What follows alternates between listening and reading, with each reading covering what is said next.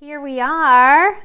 It's Oz and Toto here, and I am here with Sophia Pruitt, our Indy Humane's top dog this year. Yes. So proud of you. Raised close to $15,000. And Sophia is a junior in high school at Brebeuf. So Brebeuf's chief, and Sophia did it this year. So that is incredible for this young girl. It's so impressive. But we are not here to even talk about that. Yeah.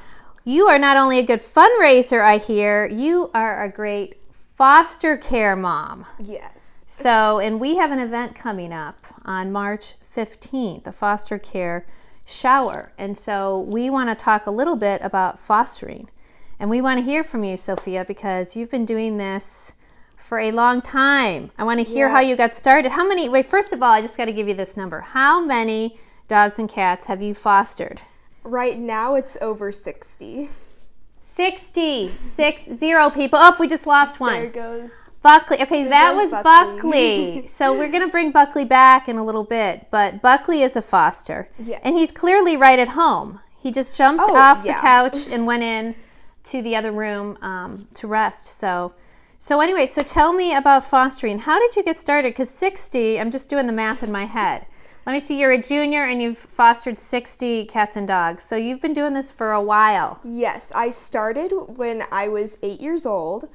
I was always obsessed with animals, and so I just kept begging my parents if we could get a cat or a dog, but my dad's very allergic to cats, so we knew that adopting a cat wasn't going to be an option. However, when I found out about fostering, I asked my parents if we could ask Santa if we could be a foster family. And so they couldn't really say no to that. If your parents say no, ask Santa. Yeah. It actually worked. So Santa allowed you, made your wish come true, your Christmas wish. Did. And so since then you've been fostering. And so you mentioned there's some barriers though, and one of them is allergies, that some people cannot own a dog or cat because of allergies. So fostering is actually a great solution, right? For your dad, you said it's worked well.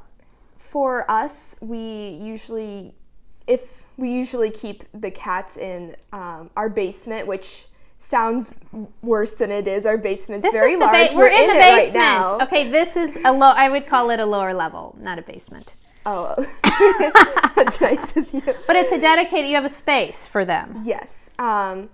We have a big space. We have cat climbers. We basically turn the bathroom into the place where their litter boxes and where we store all the food and the treats and the toys. I want to move in. Okay. Because we're able to kind of keep it in a contained area, it doesn't affect my dad's allergies as much. We leave like a lint roller by the door. So it sounds like a good balance if you have an allergy to be able to foster, because there's a time limit to it. So that's great. So Sophia, you talked a little bit about the different things kind of that are needed. How does Indy Humane support the foster care? So if I walked in and said, I really have a heart for fostering and I want to foster, how would that process work? With kind of what you need. Like, I don't have anything. Well, it kind of depends on what kind of animal you want to get. Obviously, dogs and cats have different needs, but depending on what animal needs to go out, there's different types of training that you can do. That Indy Humane provides the training. Okay, so you have support. Yes. Okay. Yes. I've actually been fostering long enough that I didn't go through it personally, but I do know that it is available for anybody that wants to do it. Okay. So if you want to do bottle babies, they'll teach you how to take care of those. Dogs with heartworm, anybody that has some sort of special care that they need. Cats with kitty colds. Buckley has a kitty cold right now. Buckley has a kitty cold. But Buckley's going to be back. Yes, Buckley had to take a little potty break, but Buckley's coming back. So but you bring up a good point. So typically, dogs and cats who need fostering have some sort of special need. That's why they're in fostering, right? They're not quite ready to be adopted. Maybe tell us a little bit about that.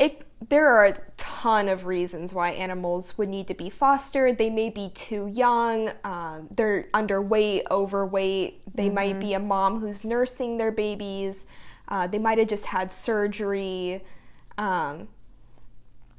So lots of different... They've been in the shelter too long and they need a break. Like, there's really a lot of reasons why an animal needs help, and I mean, they really just need a loving family to take care of them during that time. Because a lot of these animals have been rescued or surrendered, so then they arrive at Indy Humane's doorsteps. Some of them are in bad shape. I remember with Toto, when I rescued him, he had all kinds of stomach issues, and so they needed time to kind of get him healthy before I could adopt him. So that's really what fostering is all about. You're filling in a gap and providing a loving home and environment with some personal care. Yes, and that sounds wonderful. And it's really a great option for someone who may not be able to commit to owning a dog or cat. For whatever a season, maybe you'd be busy with work or something where you can't have, a long-term commitment when you get a pet. So I think that's so awesome that you've been doing this. And I bet you have some stories. Oh, I have so many. Because when you've done 60 fosters, so first of all, I want to know, how many pets have you had in this room at one time? How many fosters? The max that we've had at once was 7. 7? Whoa, 7 cats? Kittens? Yes, it was a mama cat with her 5 kittens, and then we had one more extra kitten brought in who was found abandoned. They didn't know where his mom was, and so our mom cat adopted him into her litter. Wow. So just bring him on over. Yeah, I think you were like, they were like, oh, by the way, here's another one. I know this because I know the backstory at Indy Humane. That I think you were like on the 911 dial. Sophia, like whenever a rescue would come in, 911, where's Sophia? 911. You were like their 911 line. We need a foster. Goodness. We'll call Sophia. So what a gift that is. And I just, to give these dogs and cats who need this special care that attention so that they can be adopted and can move their lives forward. And I think it's great. And it sounds like Indy Humane was with you every step of the way. If there were there ever situations where you had emergencies or something happened? Yeah, we've had times where we've had a mama cat with like very little babies and they've gotten sick.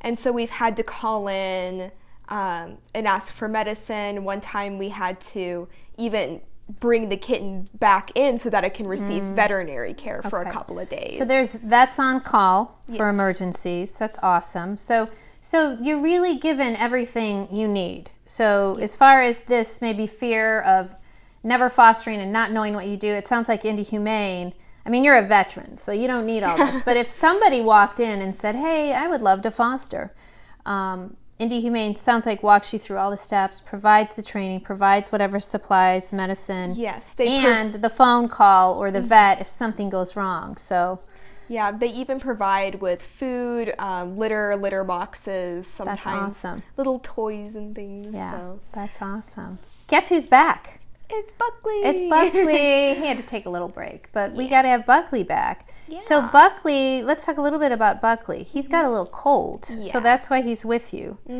just for a little short term. So you're getting your cat fix, right? Yes. Because you own a dog, but you're getting your cat fix. Yes, we are. And taking care and loving on Buckley over there. He looks pretty happy right now. He is really a sweetheart. I mean, He's an old man, so he just wants to lie around and get pet and that's awesome. Hang out. Well, he's very sweet. So let's hear a story. Okay, so you started doing this when you were 8. So I'm doing the math here, and you're 17? Yes, I'm 17. 9 years. So there's got to be some good stories. And yes. What's a favorite story of maybe a cat, dog? Well, Toto would love for you to pick a dog, of course. But what your some favorite story of fostering? Stories? This is a pretty feel-good story. The first bottle babies that we had, we got them when they were 2 weeks old.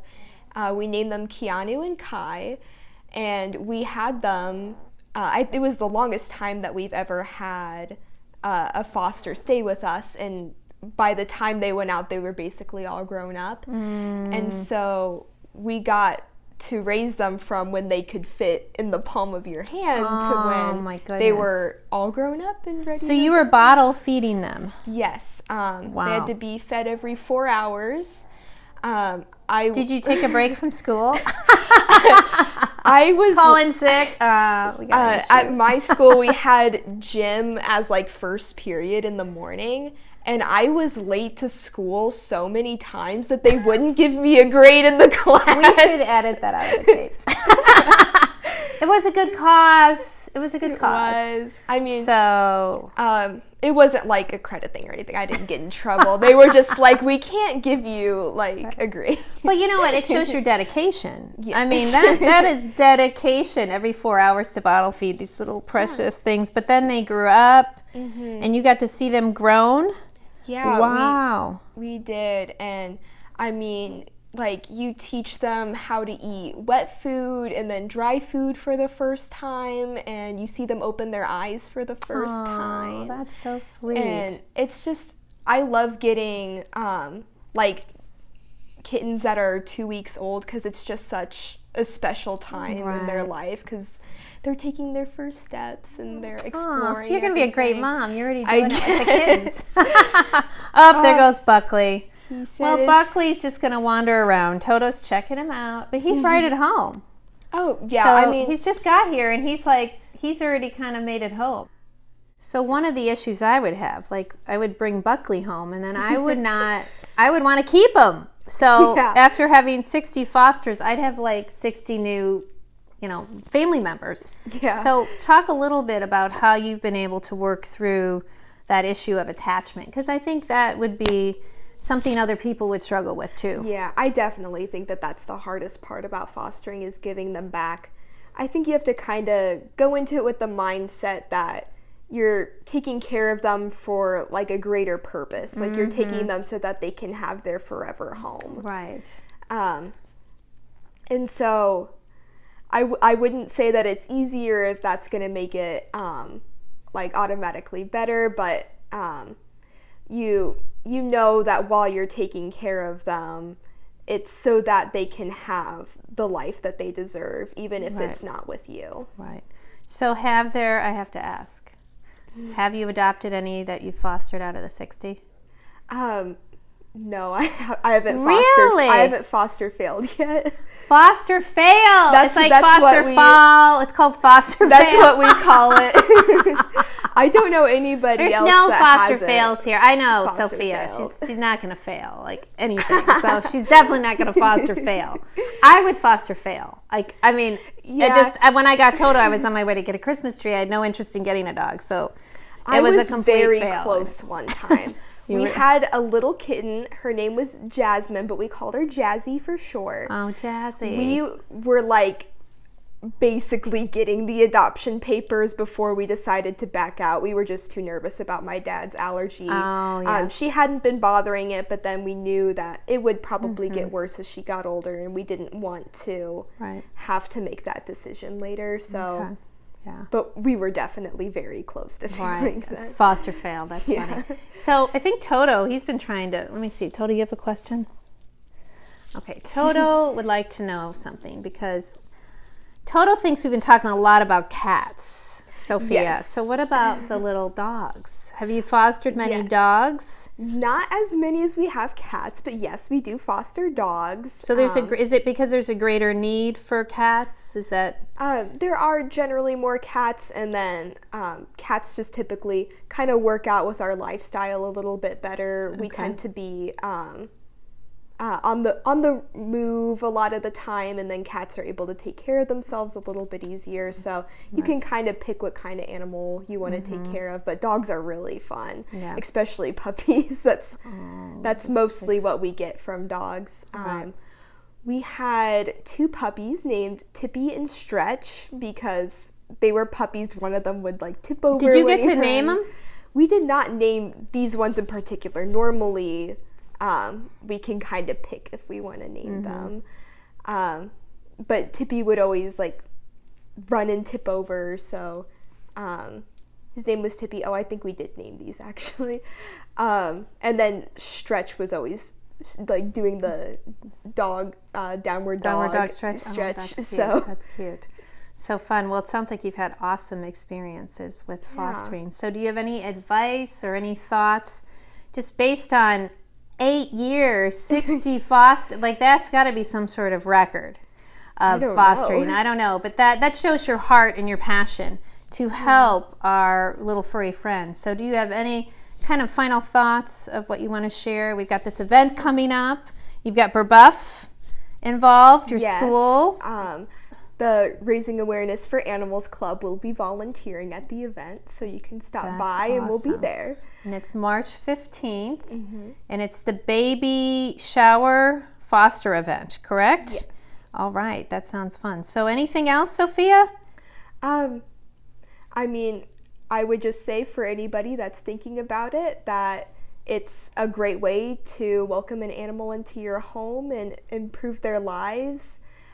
So if you're thinking about it, maybe just talk to somebody at the Humane Society, attend one of the training sessions, and just see if you can make a difference. That's awesome. Like Sophia is and has been doing. So thank you for everything you do for Indy Humane. It's just incredible. So, and thank you for telling us about your experience. Well, thank you for giving me this platform. Yeah, absolutely. Toto, what do you think? Should we foster a kitty? No, Toto says no. maybe but, you know, maybe a dog. It's just how he is. Maybe a dog. All right. Well, thank you so much. Sophia, I'm giving you a hug. And we will see you at the event. Yes. All right. Take care. We'll see you later.